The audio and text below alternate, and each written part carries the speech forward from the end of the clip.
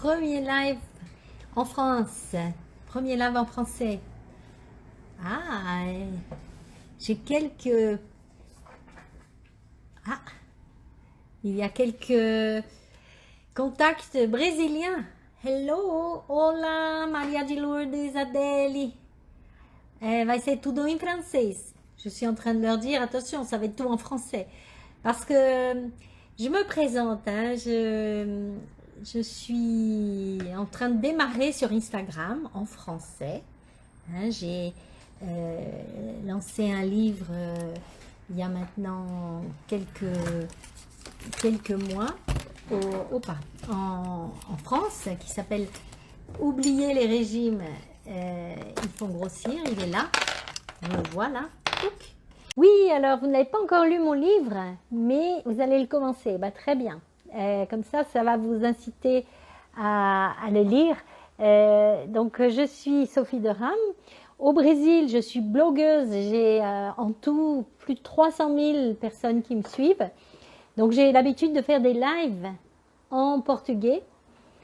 Et je reçois de plus en plus de messages parce que mon livre en français il commence à être connu. Et je reçois pas mal de messages de lecteurs, de gens qui m'envoient des témoignages magnifiques me disant ah on voudrait tellement réussir à faire cette paix avec l'alimentation que vous préconisez. Et donc je me suis dit ben voilà, je vais commencer à faire des lives en français. Donc mon Instagram et mon Facebook. Sur Facebook, j'ai à peu près 25 000 personnes qui me suivent. Sur Instagram, je suis à 1000, 1100, 1200. Vraiment, je commence. Et puis, je n'ai pas l'habitude de faire ce discours en français, mais ça me fait très plaisir d'être là et de voir qu'il y a des gens intéressés, des gens qui veulent, des curieux. Hein, je trouve ça très chouette d'avoir ce contact avec donc cette langue qui est ma langue maternelle.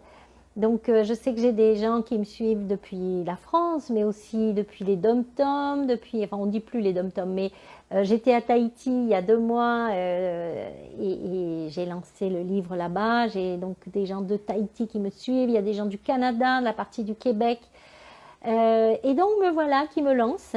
Donc je suis Sophie de Rame, je suis française.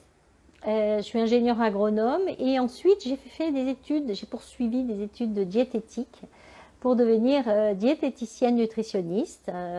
Donc j'avais à peu près 35 ans quand je suis devenue diététicienne nutritionniste. J'étais déjà maman et j'ai fait ces études parce que je vivais aux États-Unis et je sentais qu'il y avait vraiment un grand mal-être par rapport à la relation avec l'alimentation. Et donc, c'est quelque chose qui m'a un petit peu bouleversée quand j'ai vécu 9 ans aux États-Unis, presque 10 ans aux États-Unis. C'était de voir comment les mamans avaient du mal à passer une alimentation tranquille, saine à leurs enfants. Moi, j'avais beaucoup moins, je me posais beaucoup moins de questions, c'était beaucoup plus naturel. Mais à force d'écouter tout ce qu'on entend aux États-Unis, hein, c'est intéressant. Aux États-Unis, vous entendez des informations sur l'alimentation à peu près tout le temps, hein, à la télé, dans les médias. Et c'est intéressant parce qu'en nutrition, quand vous étudiez la science de la nutrition, vous voyez que les Américains dominent de très loin la science de la nutrition. Alors, pour plusieurs raisons, parce que d'abord, les publications sont en anglais, donc ils ont quand même un avantage et ils savent très bien écrire en anglais. Je vois qu'il y a beaucoup de très belles recherches françaises qui ne sont pas traduites. Donc, si vous publiez votre recherche en français, vous êtes beaucoup moins lu dans le monde. Hein, donc, il y a cet avantage. Il faut savoir que les Américains sont très forts pour faire justement monter des études. Ils ont en général plus de moyens aussi. Et ils sont très bons pour systématiser les idées. Donc, ils dominent la nutrition et ils peuvent le dominer parce qu'ils ont des études très intéressantes. Mais alors, vous voyez, aux États-Unis, on a les meilleurs nutritionnistes, on va dire, ceux qui dominent hein, dans les publications, mais on a aussi la pire santé, parce que il faut quand même être, enfin le reconnaître, hein, aux États-Unis, il y a quand même un problème très très grave d'obésité, un problème très très grave de mal-être, de diabète de type 2, de mal-être avec la santé. Et donc, il y a cette espèce de paradoxe, hein. Aux États-Unis, on entend parler tout le temps de ce qu'il faut manger, de ce qu'il ne faut pas manger, de cette espèce de discours que j'appelle de nutritionnisme. Alors, c'est pas moi qui ai inventé ce nom, hein. Le nutritionnisme, c'est un terme qui a été... alors, je ne sais pas si c'est lui qui l'a inventé, mais Georgie Skrinis, qui est un sociologue, philosophe australien, a parlé de la nutrition dans son excès de nutritionnisme, c'est-à-dire son excès de scientisme, de chercher à tout expliquer par la science et par des calculs savants. Et donc, la nutrition actuelle, elle a un petit problème, c'est qu'elle essaye de se transformer en science exacte. Alors, on calcule de calories, on calcule du poids, on donne des informations nutritionnelles en permanence. Du coup, on ne mange plus de la viande et des pâtes. On mange des protéines, on mange des glucides, on parle d'aliments qui ont du potassium, d'aliments qui ont du sodium. Bon. Et du coup, on a perdu tout un contact très important, toute une partie importante de l'alimentation, qui est cette partie psychologique, hein. Et c'est justement ce qui m'a intéressée dans la nutrition, parce qu'une fois que j'étais devenue diététicienne nutritionniste, je ne me voyais pas du tout ouvrir mon cabinet, alors que j'avais fait ces études pour ça. Je me suis dit non, moi d'abord je ne veux pas passer de régime, hein, parce que on a l'impression qu'avoir un cabinet de diététique, c'est avoir un cabinet de prescription de régime. Les patients veulent un régime. Et moi j'ai dit non, il n'est pas question que je passe des régimes, parce que qui suis-je pour dire à quelqu'un, bah demain vous allez manger un morceau de poulet, vous allez manger des haricots verts, tant d'haricots verts, tant de... Et donc, j'ai préféré ne pas ouvrir mon cabinet et continuer à rechercher, parce que je suis quand même un peu enfin, je suis chercheur dans l'âme. Donc, j'ai voulu en savoir plus, j'ai voulu comprendre mieux. Et j'ai dû désapprendre ce que j'avais appris en diététique de la nutrition. Et c'est intéressant parce que j'ai fait mon diplôme de diététicien nutritionniste par correspondance, hein, par le CNED. Et en même temps, j'ai fait un autre diplôme par le CNED, un DU de nutrition des maladies de la nutrition, que j'ai fait à Rennes. Et donc j'étais avec des médecins d'un côté, à parler de maladies de la nutrition, donc avec un regard différent. Et puis j'étais avec ce diplôme de diététique nutrition qu'il a fallu que je passe. Et pour ça, il faut vraiment faire du bachotage, il faut apprendre... c'est un diplôme qui est très difficile à passer. Il faut vraiment savoir pratiquement tout par cœur, tellement c'est complexe, parce qu'on a une semaine entière où on n'a pas le droit des calculatrices, on n'a pas le droit d'avoir nos feuilles. Il faut savoir calculer les calories, calculer les aliments, répondre à quelle que soit la question de pathologie, savoir répondre avec le régime qu'il faut pour cette pathologie. Alors c'est vrai qu'en nutrition, on a besoin de savoir passer des régimes, surtout si les patients sont dans des souffrances de pathologie, hein, une lithiase biliaire, du diabète. On a besoin aussi de passer Le problème, c'est que le métier de diététicien pour le patient lambda, c'est surtout passer un régime pour maigrir. Voilà. Et donc, moi, quand je suis devenue diététicienne nutritionniste, il se trouve que je suis partie au Brésil. J'ai suivi mon mari. Et au Brésil, j'ai eu la chance de rentrer dans un laboratoire de recherche. Et j'ai commencé à faire de la recherche sur l'obésité, la diététique, l'obésité, l'alimentation, l'obésité, la génétique. Et en travaillant avec des petits patients, des enfants. Et des enfants obèses. Et donc, ça a été pour moi très intéressant. Donc, c'est pour ça que je j'en parle et je vais en parler à plusieurs reprises parce que je vois qu'il y a du monde. Pour moi, c'est une belle surprise. Et c'est vrai que ces petits-enfants, ils étaient en souffrance, hein. Un enfant obèse, il est rarement très heureux. Il souffre, c'est des souffrances psychologiques parce qu'il est finalement enfermé dans un corps qu'il ne comprend pas, dans un corps qu'il ne sent pas. Et il entend en permanence des gens lui dire mais tu dois manger moins, mais tu dois faire attention. Et le pauvre, il fait attention, il essaye de manger moins, mais mes petits patients me disaient mais docteur Sophie, je ne pense qu'à manger tout le temps. Aidez-moi, parce que je veux maigrir, j'ai envie d'être comme mes petits copains, parce que tout le monde se moque de moi à l'école. Il y a beaucoup de bullying, hein, chez les enfants. Les enfants ne sont pas gentils entre eux. Donc un enfant qui a du surpoids, qui est obèse, il souffre parce qu'il va souffrir du regard des autres. Donc ce stigma de l'obésité, il est très fort chez les enfants. Et donc les petits enfants, ils sont plus victimes que coupables parce qu'ils ne comprennent pas, ils ne savent pas pourquoi ils sont comme ça et on leur dit bah, il suffit de manger moins et de bouger plus, c'est facile, c'est simple, hein. Et j'ai essayé même moi de leur donner cette motivation à bouger plus, à manger plus de haricots verts et de salade, mais quand je discutais avec eux, c'était très clair, ils me disaient mais Dottola Sophie, je ne pense qu'à manger. Ou aussi, il me disait, je mange en cachette de ma maman, mais je ne veux pas manger en cachette de ma maman. Et ça m'a vraiment interpellée. Je leur ai dit, mais pourquoi tu manges en cachette si tu ne veux pas?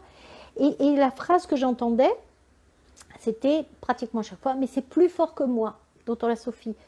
Je vais me coucher en pensant à manger, je me réveille, je pense à manger, je ne pense qu'à manger. Et donc, je suis partie étudier plus. Hein, comme je suis chercheur, j'ai continué à étudier en me disant mais alors quelle est cette histoire de c'est plus fort que moi? C'est bien plus compliqué que ce qu'on m'a appris parce qu'on m'a appris que c'était simple de maigrir. On m'a appris il suffit de faire un calcul de calories, voilà, d'évaluer votre patient et puis de lui donner ce qu'il faut qu'il mange. Et donc voilà, ça m'a amené à étudier en psychiatrie les troubles alimentaires. Donc je suis devenue spécialisée en troubles alimentaires. J'ai des patients obèses, j'ai des patients avec de l'anorexie, j'ai des patients avec, qui souffrent de boulimie, de compulsion. J'ai des patients aussi dans mon cabinet en ville, qui sont des patients qui n'ont aucune de ces pathologies, de ces difficultés, mais qui sont la plupart du temps pas très en forme, pas très tranquilles avec l'alimentation, qui ont souvent fait beaucoup de régimes. Et alors, en travaillant en psychiatrie, je me suis rendu compte que finalement, la plupart des troubles alimentaires commençaient avec des régimes. Donc, je n'avais jusque-là toujours pas ouvert mon cabinet en ville parce que je ne voulais pas passer de régime. Donc, je me suis dit, bah, tiens, c'est ça que je vais étudier. Et donc, je suis entrée en neurosciences. Donc, je suis devenue chercheur en neurosciences à la fac de Sao Paulo. Et je suis responsable du projet de génétique des troubles alimentaires à Sao Paulo, en portugais. Donc, voilà, c'est une belle réalisation. De temps en temps, je pense que si on m'avait demandé il y a 20 ans, bon, on va dire il y a 30 ans quand je me suis mariée avec mon petit mari, si on m'avait dit, voilà, bah, tu seras chercheur en neurosciences à São Paulo, tu seras diététicienne nutritionniste et tu parleras en portugais, je ne sais pas si j'aurais signé le contrat, hein, parce que c'est quand même un sacré parcours, pas un parcours très facile, mais qui m'a aussi obligée à prendre de la distance sur tout ce que j'apprenais, parce que le regard brésilien est différent du regard américain, du regard français, et je suis là, je reçois toutes ces informations des patients, des cultures différentes, de ce que j'ai appris aussi. Et finalement, pour me rendre compte que, attention, faire un régime, c'est pratiquement ce qui stresse le plus notre cerveau. Hein. Un régime restrictif, là je parle des régimes dans le but de maigrir, hein, de se dire, ah bah il suffit que je mange moins, bah oui. Mais quand on essaye de manger moins, qu'est-ce qui se passe? Eh bien, il se passe qu'on dérègle notre centre de l'appétit, donc on dérègle le cerveau. Et le cerveau, il se défend, et il va se sentir menacé, donc il va avoir des adaptations qui sont maintenant très très bien décrites en neurosciences, hein, c'est notamment une augmentation de notre appétit. Donc c'est intéressant, plus on essaye de manger moins, enfin moins on essaye de manger, plus on essaie de manger moins, voilà, euh, et plus on va avoir cette impression d'avoir envie de manger. Donc c'est intéressant parce que finalement, notre cerveau, il est pratiquement ce qui lui fait le plus peur, c'est de ne pas avoir assez à manger. Et ça vient d'une programmation qui est millénaire, hein, du temps où l'homme était dans les cavernes et où son problème principal de la journée, c'était d'avoir assez à manger. Hein. Et aujourd'hui, on vit dans une ambiance d'abondance et on s'oblige à ne pas manger. Donc on se met exactement dans une situation qui va contre toute notre programmation. Parce que notre programmation, c'est de manger quand il y a à manger et pas ne pas manger quand il y a à manger. Donc, on se rend compte que plus on fait des régimes et finalement plus l'appétit augmente et plus on va avoir une obsession pour manger et aussi plus on va avoir de manger émotionnel. Alors, ça, ce sont des choses que je vais raconter au fur et à mesure de mes lives. Aujourd'hui, le but, c'est de parler de Pâques. Hein, parce que j'ai déjà reçu pas mal de questions, parce que j'ai posé quelques questions sur mon Instagram et sur Facebook, et j'ai déjà reçu pas mal de questions sur mais comment manger en paix, comment comment s'arrêter de manger. Hein, on voit que la question est assez fréquente. Pâques, c'est un moment où, en général, on se réunit. Hein. Pas nécessairement de manière religieuse, hein, on peut fêter ça de manière laïque. Aujourd'hui, Pâques, c'est associé à du chocolat. Voilà. Alors, on fête Pâques, donc on offre du chocolat. Et c'est devenu une pratique mondiale, c'est global. Hein. Au Brésil, c'est très surprenant parce que les supermarchés suspendent les œufs dans les allées. Et en fait, vous vous retrouvez avec une décoration en abondance. Et moi, j'ai des petits patients de 10 ans, 11 ans qui reçoivent 15 à 20 œufs, mais des œufs énormes. Hein. Donc, il y a une espèce de perte de contrôle dans la volonté de faire plaisir. Et chacun se doit d'acheter un œuf pour chacun de ses neveux, de ses enfants, de ses petits-enfants. Et donc, voilà, il y a une grande abondance. Alors, en France, je sais que c'est un petit peu différent, mais ça reste le moment du chocolat. Hein, et c'est le moment aussi où on se retrouve en famille, où on mange souvent des repas un peu traditionnels, on se retrouve dans un moment un peu d'euphorie, de grande joie. Et c'est normal de manger plus quand on est dans un environnement social. Alors je vois que je reçois pas mal de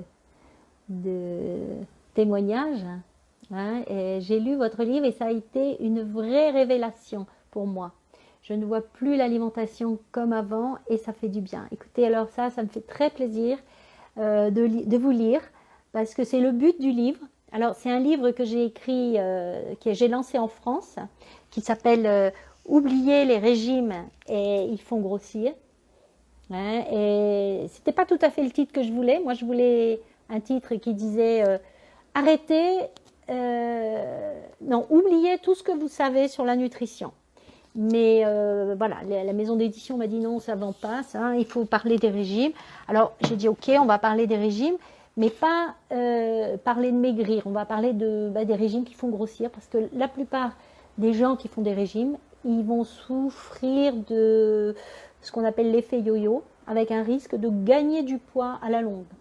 Alors, mon aventure, elle a commencé avec ce livre-là, qui est un livre en portugais, qui s'appelle Le poids des régimes, que j'ai lancé en 2014, et que j'ai lancé en ayant un peu peur, parce que je me suis dit, oh là là,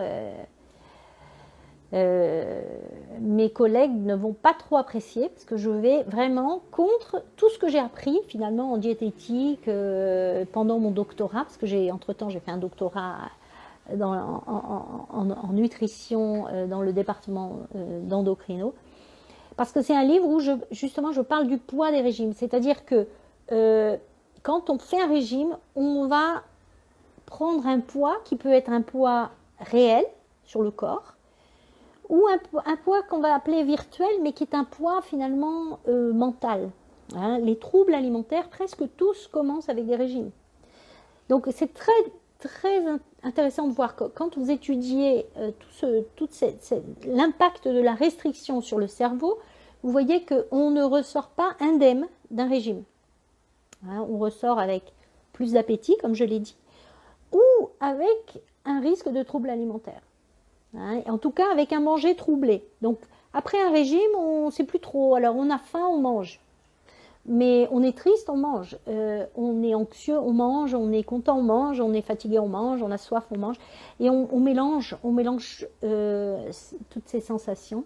Hein, et ça fait peur parce qu'on finit par manger pour des raisons qui sont autres que la faim et l'envie. On mange parce qu'on est triste.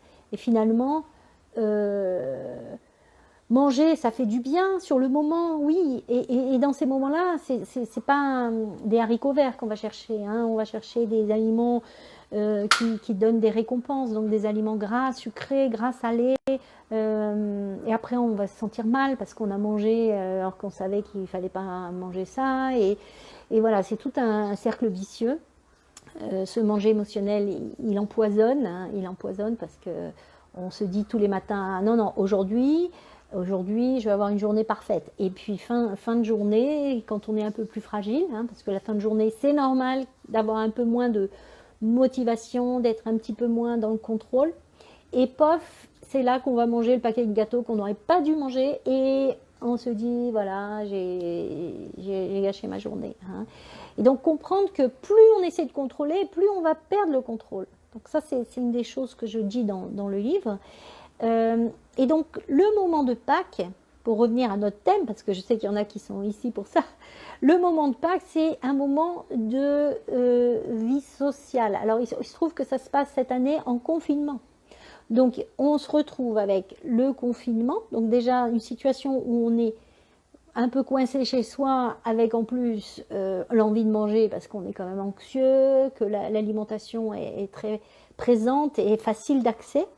Donc cette notion de manger émotionnel peut être exacerbée déjà rien que par le confinement, mais en plus avec cette idée de Pâques qui arrive, et donc avec toute cette association à manger du chocolat, et de se dire, oh là là, cette année, ça ne va pas être un Pâques comme les autres, parce qu'on ne va pas être avec notre famille. Hein, on est peu à être confinés en famille.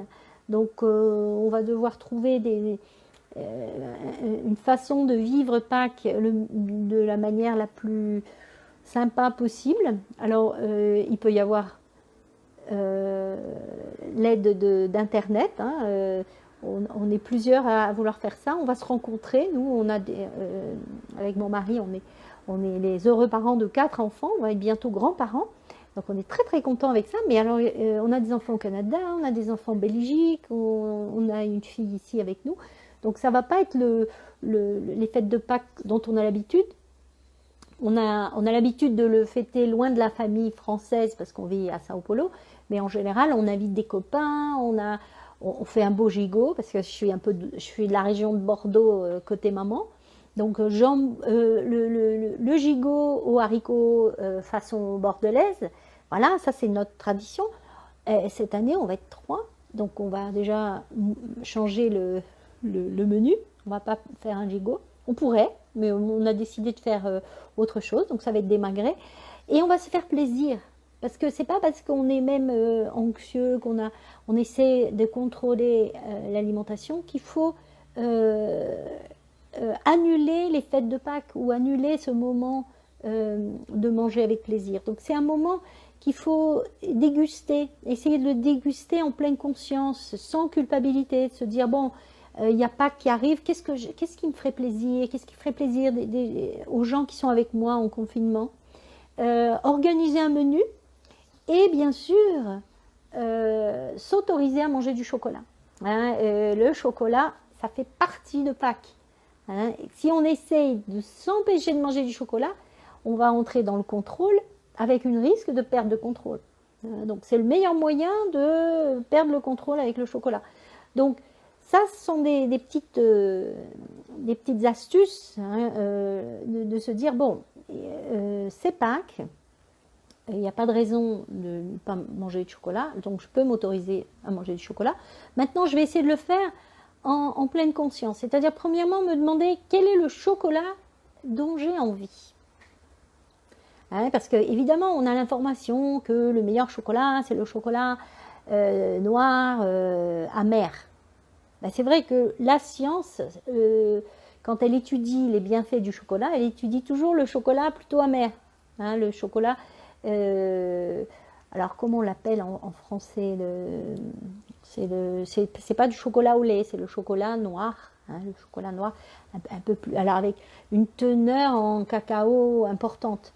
Mais si vous n'aimez pas ce chocolat, prenez le chocolat que vous aimez et mangez-le en paix, mangez-le en le savourant. Vous allez être beaucoup plus tranquille que si vous vous obligez à manger un chocolat qui n'est pas celui que vous voulez, et ensuite vous pouvez avoir une perte de contrôle en fin de journée. Hein. Et pour ce qui est des enfants, parce que j'aime beaucoup ajouter un petit peu des bons conseils pour les enfants, parce qu'on se retrouve en confinement avec les enfants à la maison, c'est déjà assez tendu comme ça, c'est pas facile de les faire travailler de la maison.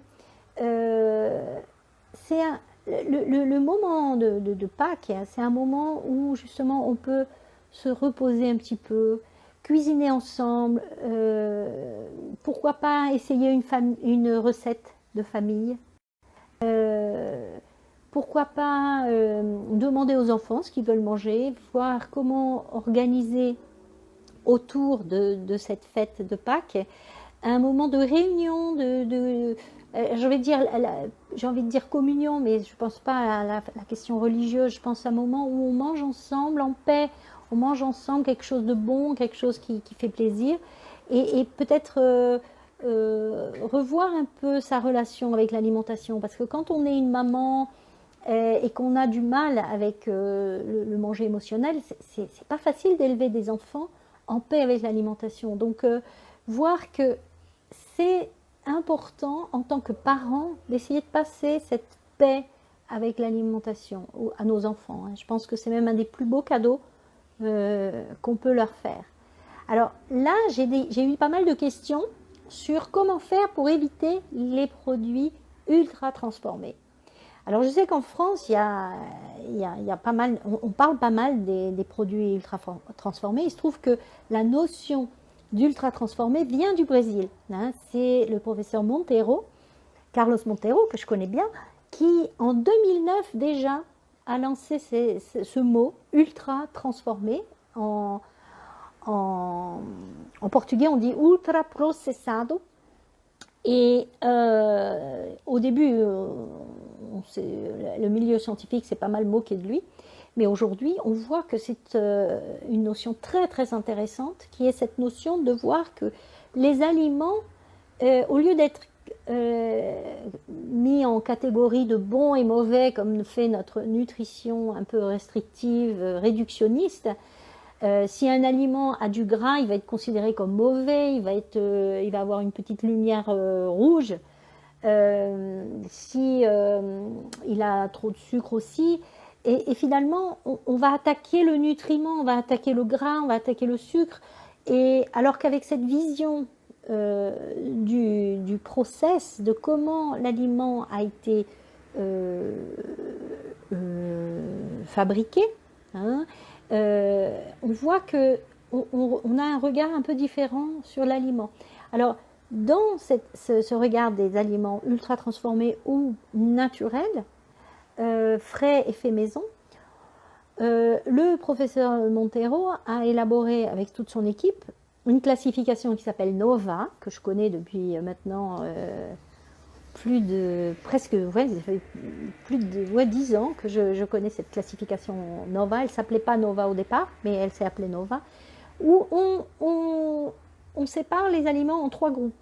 Hein. Premièrement, un groupe des aliments frais, que vous trouvez dans les marchés ou dans les supermarchés, dans les rayons frais. Donc voilà, ceux-là, ce sont les aliments que notre corps finalement a été habitué à manger depuis des millénaires.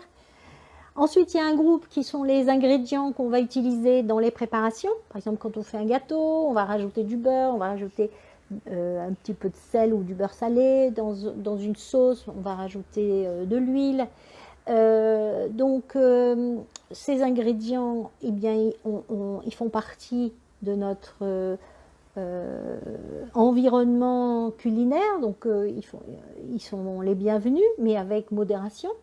Et ensuite, il y a un troisième groupe qui est le groupe des aliments qui ont été déjà transformés. Alors, ce groupe-là, c'est un groupe d'aliments qui sont peu transformés. Hein, par exemple, le fromage. Hein, vous ne trouvez pas du fromage sur les arbres. Le fromage, c'est une fabrication avec un process. Et certains fromages, ce sont des process très anciens. Et d'autres, ça va être industrialisé. Donc, il y a quand même... Là, on commence à voir qu'il y a quand même un regard différent. Le produit va être un petit peu différent en fonction de son degré d'industrialisation. Et il y a le quatrième groupe qui est le groupe des ultra transformés. Voilà. Et donc la question qu'on m'a posée, c'est comment faire pour éviter ces ultra transformés. Pourquoi veut-on éviter ces ultra transformés? Mais parce qu'ils ont une mauvaise notoriété et certaines études ont montré qu'ils ont un effet sur notre faim, notre satiété, sur notre centre de l'appétit, et qui sont associés à des risques. Alors, attention, quand vous avez des associations avec des risques d'obésité, de diabète, etc., ça ne veut pas dire qu'ils sont la cause. Attention, parce que quand l'information arrive, elle arrive un peu de manière fracassante en disant « Attention, si vous mangez des aliments ultra transformés, vous allez tomber malade ». C'est pas ça. Hein. On peut manger des aliments ultra transformés, hein. Ça reste des aliments. Moi, je ne suis pas du tout d'accord avec cette notion de ce sont des faux aliments. Ça, c'est complètement... ça fait très peur. C'est de la tyrannie alimentaire. Hein.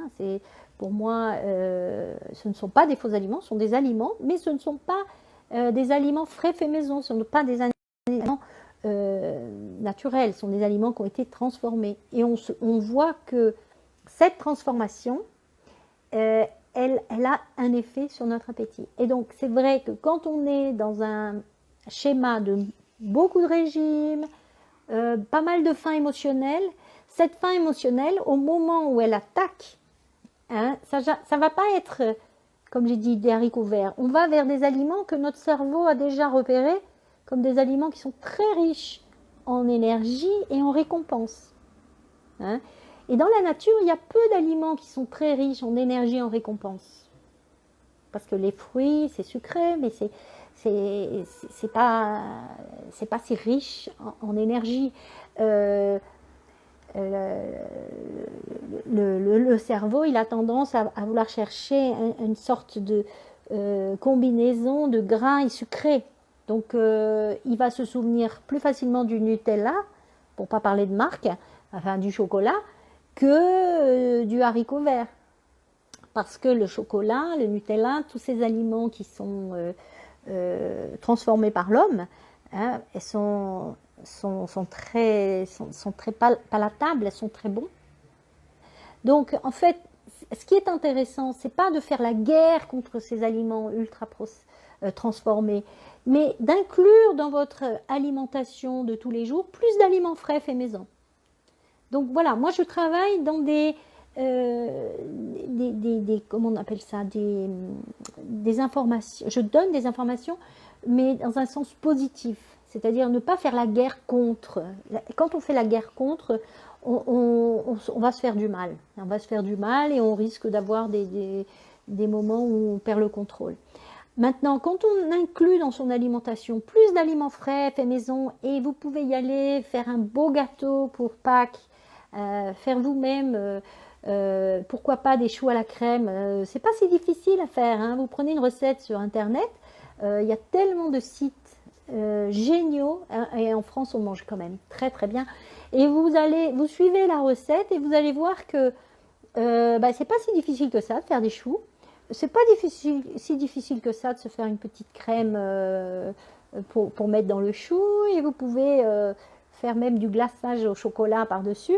Enfin, vous amusez à cuisiner, et vous voyez que même en cuisinant des choux à la crème, si vous utilisez du beurre, de la farine, du sucre, du lait, et ben vous allez rester quand même dans les groupes alimentaires moins transformés. Hein. Et donc, quand on se fait plaisir, quand on mange de tout, quand on cuisine, eh ben, on a tendance à manger moins d'aliments ultra transformés.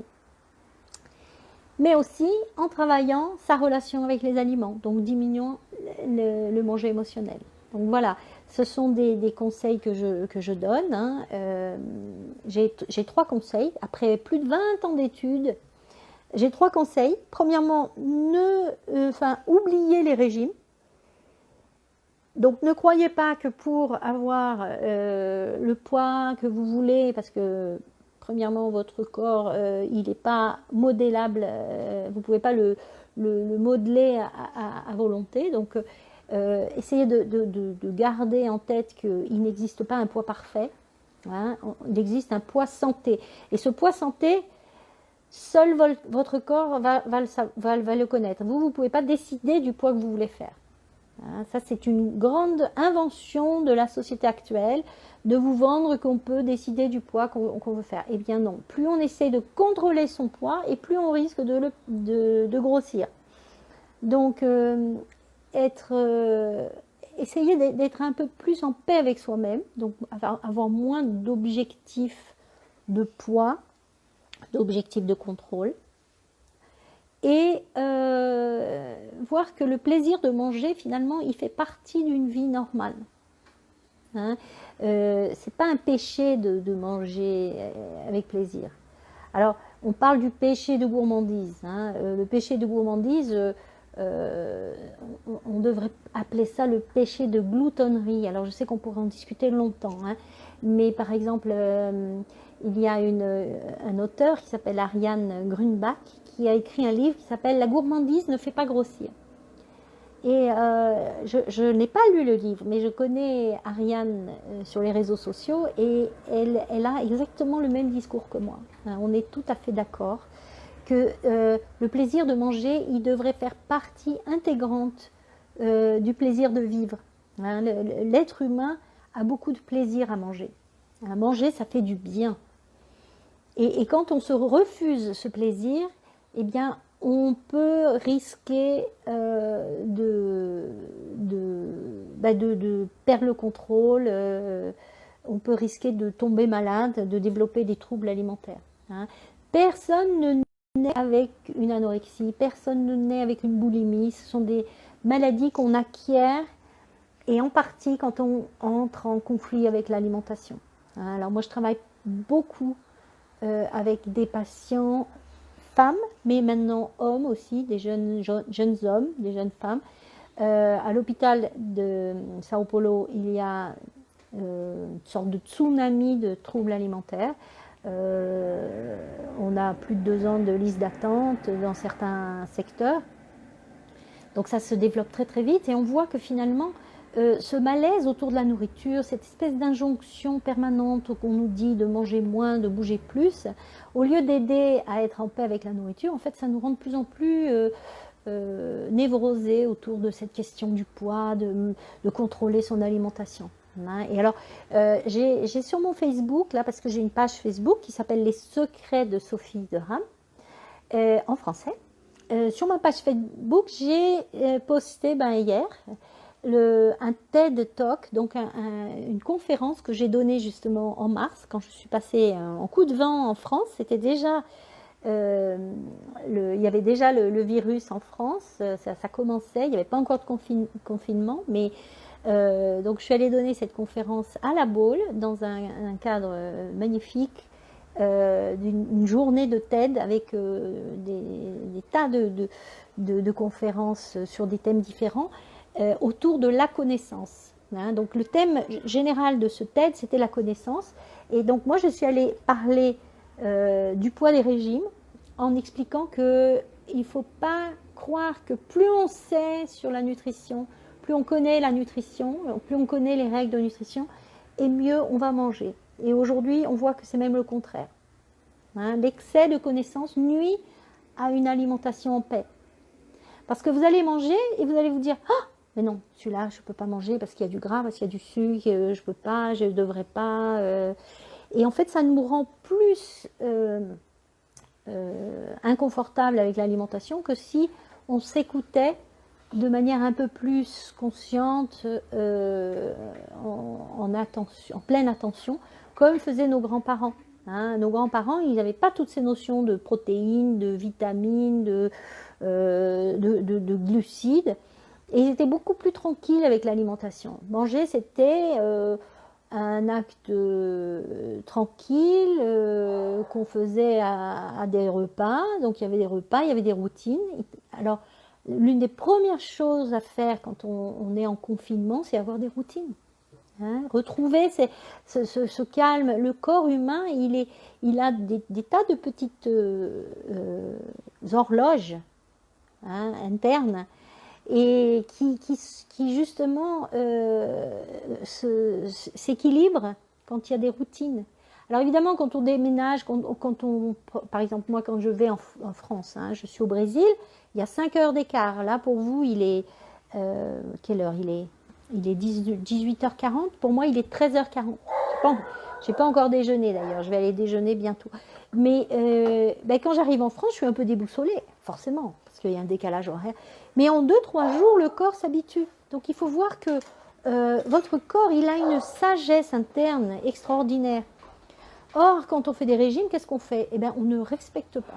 On ne respecte pas cette sagesse interne et on commence à perdre le contrôle. Et on commence à plus savoir si on a faim, si on est triste, si on est fatigué. Et on va manger parce que manger, ça fait du bien. Seulement, le problème, c'est qu'on mange pour d'autres raisons que ce que le corps demande. Finalement, on mange pour d'autres raisons que ce dont le corps a besoin. Et ça peut être un facteur de prise de poids. Donc voilà.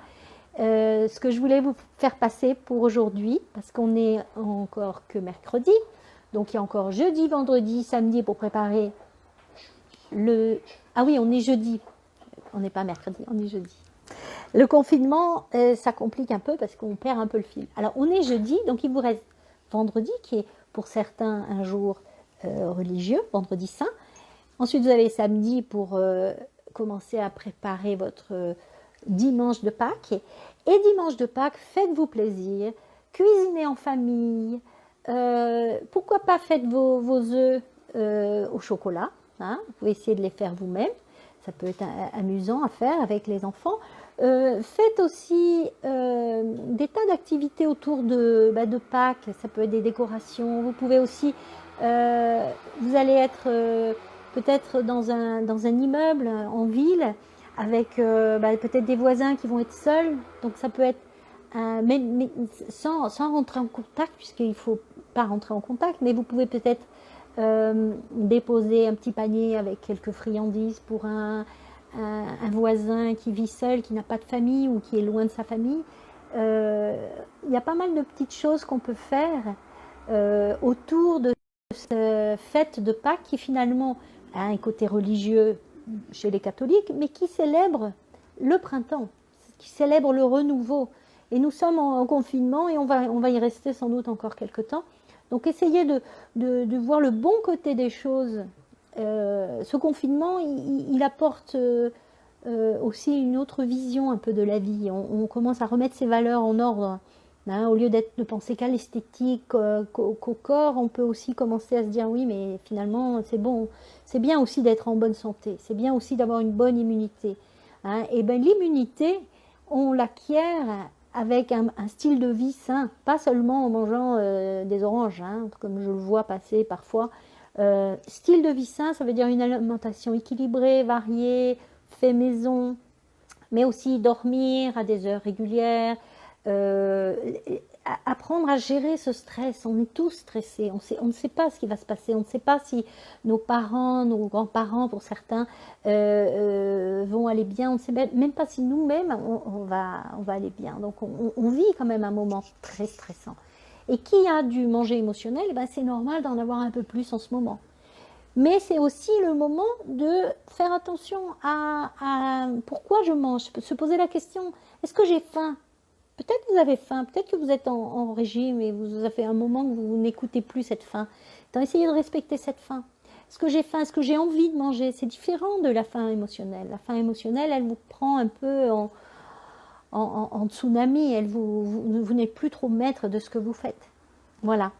Donc, écoutez, j'ai essayé de répondre aux questions qu'on m'a posées en faisant ce live. Ce live va rester sur mon Instagram pendant 24 heures. Mais je l'ai aussi sur Facebook. Et Facebook, il va rester. Donc, vous pourrez le réécouter ou le partager avec vos amis si ça vous a plu. Et n'hésitez pas à regarder mon TED parce que un TED, c'est un exercice extrêmement délicat, difficile parce que vous ne devez pas dépasser 19 minutes. Alors, c'est intéressant parce que vous avez le droit de dire ce que vous voulez, mais vous avez une limite de temps. Alors que pour moi qui suis chercheur, la plupart du temps, on me dit ce dont il faut que je parle. On me dit, voilà, tu es invité dans tel congrès, tu vas parler de tel thème. Et on me donne un temps qui peut être un petit peu flexible. Alors que là, le TED, vous avez 19 minutes maximum et vous pouvez dire ce que vous voulez. Alors, dans ces moments-là, je me dis, mais il faut que je dise tout. Il faut que je dise tout. Alors, ce TED, il a été quand même très travaillé. C'est un exercice pas simple, mais je pense que je m'en suis pas trop mal sortie. Alors, on est toujours un petit peu critique de soi-même, ça c'est normal. L'être humain a un petit peu tendance à être plus critique avec soi-même que l'on est avec les autres. Alors revoyez un petit peu la façon dont vous parlez à vous-même, comment vous parlez à votre corps, comment vous critiquez. Et posez-vous la question, est-ce que je dirais ça à ma meilleure amie ou à mon meilleur ami?